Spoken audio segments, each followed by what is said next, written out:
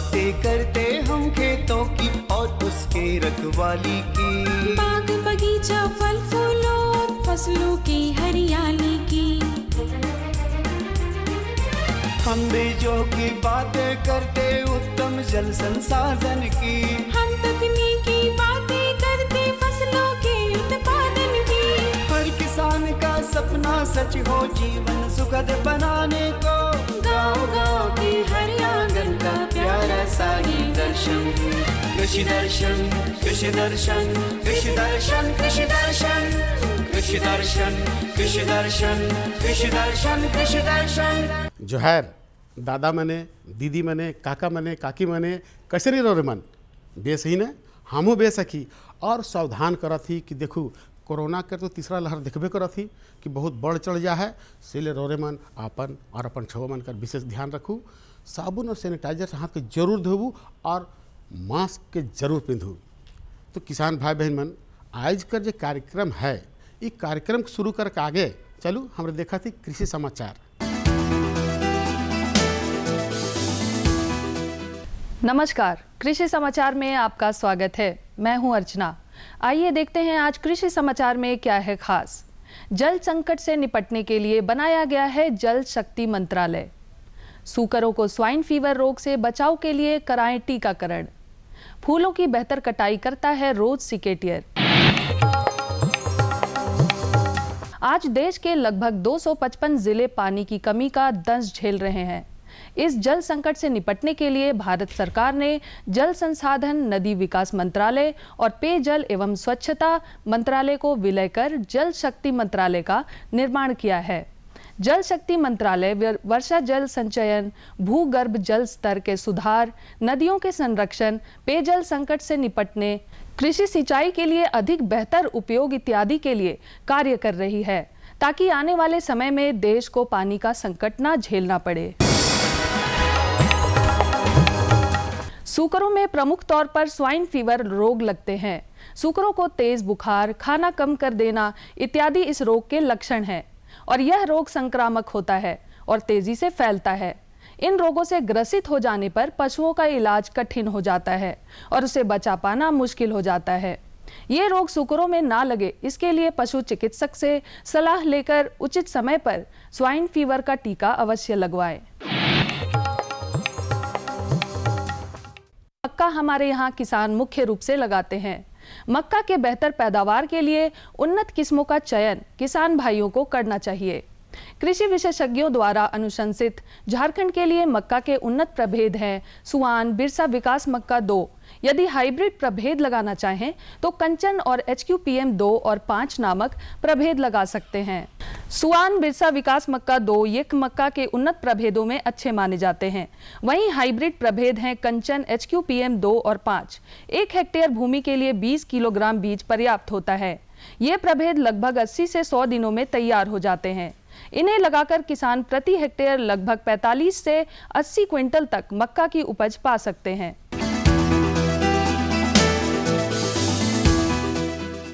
फूलों की कटाई करनी हो या पौधों के डंठलों की छटाई करनी हो, इन कामों के लिए बेहतर उपकरण है रोज सिकेटियर।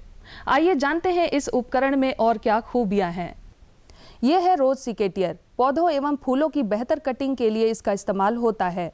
इस उपकरण में तेज एवं जंग रोधी एक ब्लेड लगा होता है जो फूलों एवं पौधों के डंठलों को आसानी से काटता है। सबसे खास बात इस उपकरण की यह है कि पौधों के काटे गए हिस्से उसी में फंसे रहते हैं, जिसे आप उचित स्थान पर फेंक सकते हैं।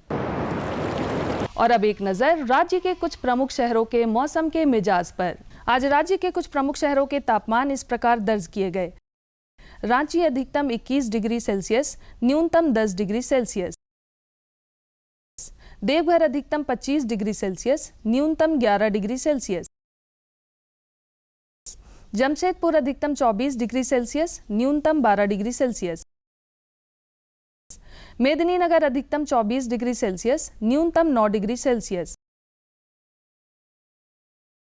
धनबाद अधिकतम 24 डिग्री सेल्सियस, न्यूनतम 11 डिग्री सेल्सियस। कृषि समाचार में आज इतना ही। किसान भाइयों से निवेदन है कि कोरोना गाइडलाइन का सख्ती से पालन करें, मास्क लगाएं, भीड़ भाड़ से बचें, संक्रमण से बचते हुए करें कृषि कार्य। अगले अंक में फिर मुलाकात होगी कुछ ताज़ा तरीन खबरों के साथ। तब तक के लिए दीजिए इजाजत। नमस्कार, जोहार। किसान भाई बहन मन, कृषि समाचार में रोर में तकनीक कर बारे में, उपकरण कर बारे में, मौसम हाल कर बारे में, मंडी भाव कर बारे में और कृषि संबंधी नवा नवा जानकारी मिलक। एखन बेरा हो जा है एक छोटा सा विराम के। हम विराम के बाद घूर के आवा थी और रोर मन की जानकारी देवा थी।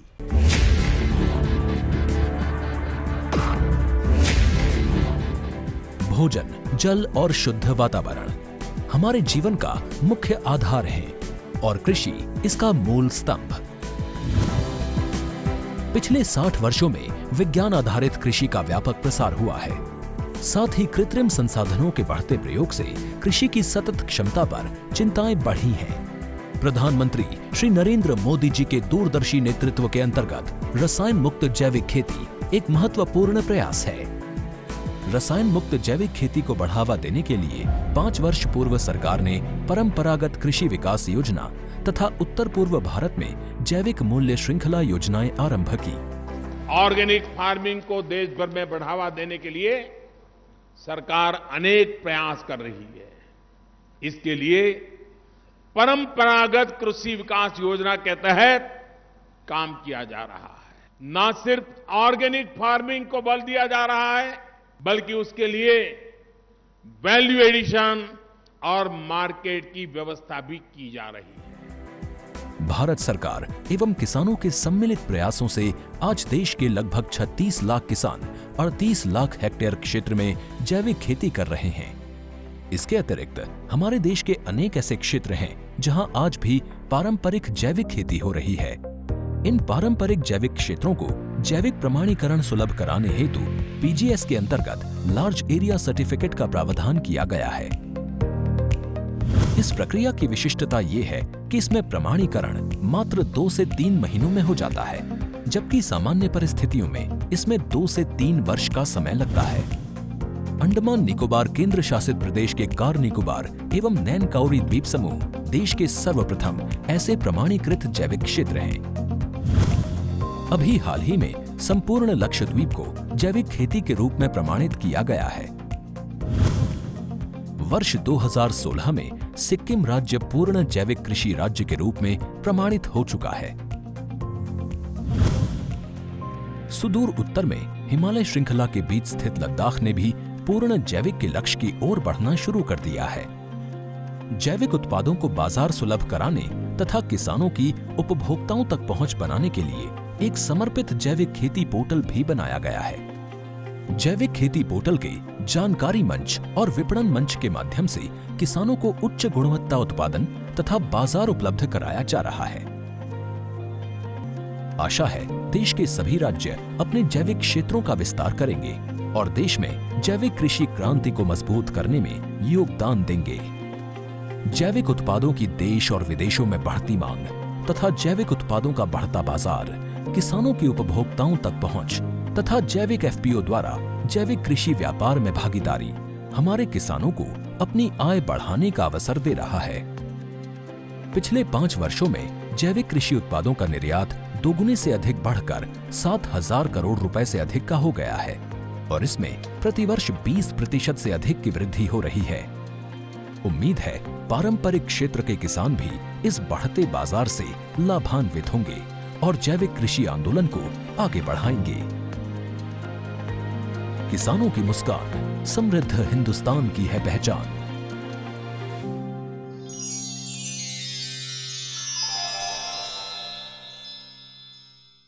किसान भाई बहन मन, विराम के बाद रोरे मन के एक बार फिर से स्वागत है। और आज के जो जानकारी हम लेकर आए रोरे मन ले, ये बहुत सुंदर है, बहुत बेस है। इकर में जानना जरूरी है कि जे किसान भाई बहन मन आम और लीची कर खेती करे ना, उमन कर खेती में हम समझते कि आंबा में या लीची में मंजर लग जाए हुई, लेकिन मंजर कर देखभाल रोरे मन कैसे करब, ये तो बहुत अहम बात है, बहुत खास बात है। तो चलू ना, हम रोरे में सीधे लेगा थी फीचर कर माध्यम से आम और लीची कर मंजर कर देखभाल कैसे करब, इकर बारे में जानकारी ले। आम और लीची के पेड़ मंजरों से लदने लगे हैं। कई पेड़ में गोटा यानी छोटे छोटे दाने के बराबर फल भी बनने अब प्रारंभ होने लगे हैं। ये समय बाग बगीचों के लगातार देखभाल का है। थोड़ी सी लापरवाही साल भर की मेहनत को बर्बाद कर सकती है। विशेषज्ञ कहते हैं कि आम में मंजर आने के बाद बाग का प्रबंधन आम की उत्पादकता को बढ़ाने के लिए आवश्यक है। सर, सबसे पहले तो ये जानना चाहेंगे कि अभी का जो वक्त है वो आम और लीची में फूल लगने वाले हैं, मंजर आने वाले हैं, तो उसमें हम किस तरीके से देखभाल करें? किसान भाइयों, जैसे हम बात कर रहे हैं कि हमारा जो झारखंड राज्य है इसमें आम में काफ़ी जो बागवानी पे जो ध्यान दिया गया था उसके तहत, और लीची के भी बहुत सारे जो बगीचे हैं वो हमारे, क्योंकि रांची, हजारीबाग और इससे पास में गिरिडीह, इन ज़िलों में लीची की भी बहुत अच्छी खेती होती है। और हमारा उससे लीची में प्रॉफिट यही है कि जो बिहार की लीची आती है उससे 15 से 20 दिन पहले आती है और मंजर भी पहले आता है। तो हम बात कर रहे थे कि सबसे पहले अभी मंजर आने वाला है, तो और मंजर में कैसे हम देखभाल करें। विनीता पूछ रही थी कि अगर किसान जैसे मुख्य रूप से देखते हैं तो आम और लीची में मंजर आ जाता है अच्छे से, आने के बाद में उसमें मुख्य होता है कि आम और मंजर बगैर फल लगे पहले ही झड़ जाते हैं। उससे फल झड़ने की समस्या बहुत ज़्यादा देखते हैं। इसके पीछे पहले जैसे हम आम की बात करते हैं, किसान समझ नहीं पाते हैं कि उनका मंजर कैसे सूख गया है। तो पहले जो सूखने की जो समस्या है उसमें अगर किसान देखेंगे आपका मंजर आ गया है, किसान भाई ध्यान दें इस बात पे, अगर मंजर आ गया है और अगर आप मंजर में देख रहे हैं जिस साइड से लाइट आपके पौधे पे गिर रही है आम पर, उस साइड में अगर उसकी पत्तियों पे कुछ चमकीला पदार्थ दिखाई दे रहा है तो इसका मतलब है कि आपके आम के मंजर में जो मैंगो हॉपर है इसका इंसिडेंस हो गया है। कृषि विशेषज्ञ कहते हैं कि जैसे ही आम में मंजर आ जाए तो कीटनाशक का छिड़काव जरूर कर देना चाहिए। मंजर खिलने से पहले ही इसे इस्तेमाल करें। इस समय मंजर में बीमारी की बढ़ जाती है, लिहाजा दवाई का इस्तेमाल जरूर करें। हालांकि मंजर खिलने के बाद कोई भी कीटनाशक या रसायन का प्रयोग नहीं करना चाहिए। जब मंजर में फल आने लगे यानी टिकुले आ जाए तब कीटनाशक का छिड़काव बिल्कुल नहीं करना चाहिए। अगर बारिश हो जाती है जो जिस मंजर पे इन कीटों ने खुरचा है तो उसमें क्या होता है कि उसमें एक एंथ्रेक्नोज बीमारी आ जाती है। जैसे ही आपकी बारिश हुई एंथ्रेक्नोज बीमारी आती है। इसका लक्षण ये है कि आपका जो मंजर है वो काला पड़ना शुरू हो जाता है, काला होकर के आपको जला जला दिखाई देगा। और किसान भाई आप देखेंगे ये बहुत ज़्यादा आपको दिखाई देगा। अगर बारिश हो गई है, तापमान में एकदम से डाउन हो गया है यानी कि ठंड बढ़ गई है मंजर आने के बाद में, तो ये बीमारी आपको ज़रूर आएगी। तो इसका ध्यान भी आपको देने की ज़रूरत है। इसके बाद में अगर जैसे कई बार देख रहे हैं आपका मंजर खिला हुआ रहेगा, बहुत अच्छा रहेगा, कीड़ा भी नहीं है, बीमारी भी नहीं है, लेकिन तापमान बढ़ रहा है, आप फरवरी में देखेंगे, मिड फरवरी में देखेंगे तो तापमान आपका बढ़ेगा। उस टाइम में आपके मंजर पे एक सफ़ेद रंग का दूर से नहीं दिखाई देगा, लेकिन पास में फूल पे जाके देखेंगे तो सफ़ेद रंग का पाउडर दिखाई देगा, राख जैसा, जिसको हम पाउडरी मिल्ड्यू बोलते हैं। यह बीमारी जैसे ही हवा में नमी कम होने लगती है, तापमान बढ़ता है, तब आती है। उसकी वजह से क्या होता है, या तो मंजर झड़ता है या छोटे छोटे जो टिकोरे होते हैं वो गिरते हैं। तो ये मुख्य रूप से आपकी समस्या है। जहां तक लीची की बात है तो लीची में मंजर आने के संभावित समय से 3 महीने पहले पौधों में सिंचाई ना करें। मंजर आने के 30 दिन पहले पौधों पर जिंक सल्फेट के घोल का पहला और 15 दिन बाद दूसरा छिड़काव करने से मंजर और फूल अच्छे होते हैं। लीची में फूल आते समय पौधों पर कीटनाशी दवा का छिड़काव ना करें। जैसे ही आपका मंजर आ गया है, मंजर खिला नहीं है, इस समय में एक छिड़काव जरूर आप मैंगो हॉपर और थ्रिप्स के लिए करें। यह छिड़काव आप या तो इमिडाक्लोप्रिड 17.8% SL आता है, उसका 0.3 ml पर लीटर, या साइपरमेथ्रिन 1 ml पर लीटर, या लैम्डासाइलोथ्रिन 1 ml पर लीटर के हिसाब से एक छिड़काव करें। ध्यान रहे मंजर खिलना नहीं चाहिए। अगर 25% तक खिल गया है तब तक आप छिड़काव करिए। और इसके साथ में इसी समय में एंथ्रेक्नोज बीमारी के आने की संभावना रहती है, उसके लिए कार्बेंडाजिम या जो बाविस्टीन के नाम से मिलता है 1.5 ग्राम प्रति लीटर पानी के हिसाब से ये छिड़काव आप इस समय में करें, तो इससे आपका जो कीट और बीमारी का जो नुकसान होता है वो नहीं होगा। जैसे ही मंजर खिल जाता है उसके बाद में आप छिड़काव मत करिए, आप उसके फ्रूट सेट होने का इंतज़ार करिए। जैसे ही फ्रूट सेट हो जाता है आम में, उसमें फिर एक छिड़काव आप डाइमेथोएट, रोगर या फिर जो आपके पास में इमिडाक्लोप्रिड है उसी का मंजर में फ्रूट सेट होने के बाद में एक छिड़काव जरूर करें। डाइमेथोएट का जो क्वांटिटी रहेगा वो 2 ml प्रति लीटर रहेगा, इमिडाक्लोप्रिड का वही 0.3 ml प्रति लीटर पानी में। और उसके साथ में क्योंकि उस टाइम में तापमान बढ़ जाएगा तो उसके लिए हेक्साकोनाजोल 1 ml प्रति लीटर या सल्फर डस्ट, सल्फर पाउडर को 2.5 से 3 ग्राम प्रति लीटर पानी के हिसाब से छिड़काव करें, तो उससे आपका पाउडरी मिल्ड्यू और जो हॉपर है और या थ्रिप्स है वो आपका नियंत्रित हो जाएगा। तो किसान भाई बहन मन, चलो आगे बढ़त ही दूसरा जानकारी को। ये जानकारी जो है किसान भाई बहन मन कर साथ साथ आम आदमी ले भी बहुत सुंदर है, बहुत बेस है। ये जानकारी है कि झारखंड सरकार के कृषि नीति और योजना के बारे में है। नहीं सुंदर बात कि झारखंड सरकार का कार्यनीति है और का योजना है कि जानी ला उकर में योजना कृषि कर भी है, सुकन्या योजना भी है, गैस है, लाइट है, सड़क है, किसान लोग मतलब बहुत है।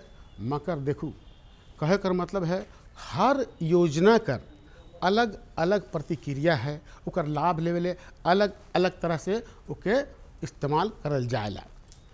तो ज़्यादा समय रोमन का ना ले करके हम सीधे चला थी हमरे का जो विशेषज्ञ साहब है वो तो और बेस से समझावें, बढ़िया से बतावें, इसलिए हमरे उनके पास चला थी जानकारी ले। अगर हम कृषि की बात करते हैं तो हमारे राज्य का मुख्य पेशा कृषि है। कृषि कार्य के माध्यम से ही लोग अपने जीविकोपार्जन का कार्य करते हैं। अगर कृषि का समुचित विकास नहीं हो पाएगा तो देश का सर्वांगीण विकास नहीं हो सकता है, क्योंकि पूरे देश के जीडीपी में सबसे बड़ा योगदान जो है कृषि का है। तो इसी क्रम में हम आ पहुँचे हैं कृषि निदेशालय और हमारे साथ कृषि विभाग के डायरेक्टर हमारे साथ है। आइए उनसे हम जानते हैं कि कृषि को लेकर राज्य सरकार की क्या नीति एवं योजना है। मैडम, आपको हमारे कार्यक्रम में बहुत बहुत स्वागत है। जोहार। अगर हम कृषि की बात करते हैं, जीडीपी में सबसे बड़ा योगदान अगर है तो कृषि का है, और कृषि के बिना राज्य का सर्वांगीण विकास नहीं हो सकता है। तो सरकार भी इसके लिए काफ़ी सारी योजनाएं बना रही है, काफ़ी सारी नीति बना रहे हैं कि हमारे राज्य के किसानों का सर्वांगीण विकास हो। अगर हम नीति की बात करते हैं, सबसे प्रमुख नीति है, क्योंकि नीति के बिना तो कुछ धरातल पे हो ही नहीं सकता है। तो झारखंड सरकार कृषि को लेकर क्या क्या नीति बना रही है? सर्वप्रथम तो बहुत ज़रूरी है कि किसानों को सही समय पे जो इनपुट्स है, जैसे आपके बीज हुए, खाद हुए, कृषि यंत्र और ट्रेनिंग, क्षमता विकास, ये जितनी भी सुविधाएं हैं योजनाओं के तहत, सर्वप्रथम झारखंड सरकार का हमेशा ये प्रयास है कि ये सही समय में किसानों तक पहुंच पाएँ, क्योंकि कृषि जो है एक समय सीमा के अंदर ही उसके कार्यों को संपन्न होना चाहिए, खरीफ का और रबी और जायद मौसम का, तीनों का। तो सबसे पहले झारखंड सरकार की यही प्रयास रहती है कि हम समय पे मुहैया करा सकें किसानों को जितनी भी योजनाओं की सुविधाएं हैं वो सभी। दूसरी, इस वर्ष से आपने देखा होगा जगह जगह केसीसी कैंप लग रहे थे, किसानों की लोन माफ़ी हो रही थी। तो झारखंड सरकार की ये प्रयास है कि किसानों का आर्थिक सशक्तिकरण हो। इसीलिए झारखंड के इतिहास में पहली बार इतने बड़े स्केल में पंचायत में, गांव में, टोला टोला में जाकर केसीसी के विशेष कैंप, विशेष शिविर का आयोजन किया जा रहा है। और इस तरह से इस वित्तीय वर्ष में ही लगभग 8 लाख एप्लीकेशन केसीसी के जनरेट हो चुके हैं विभाग के द्वारा। इसी तरह से 1000 करोड़ लोन केसीसी के अंदर बैंक के द्वारा सैंक्शन भी हो चुका है। यह इतिहास में पहली बार हुआ है। दूसरी तरफ जो किसानों ने ऋण लिए थे, पुराने ऋण जिन्हें वो चुका नहीं पा रहे हैं और जिनकी वजह से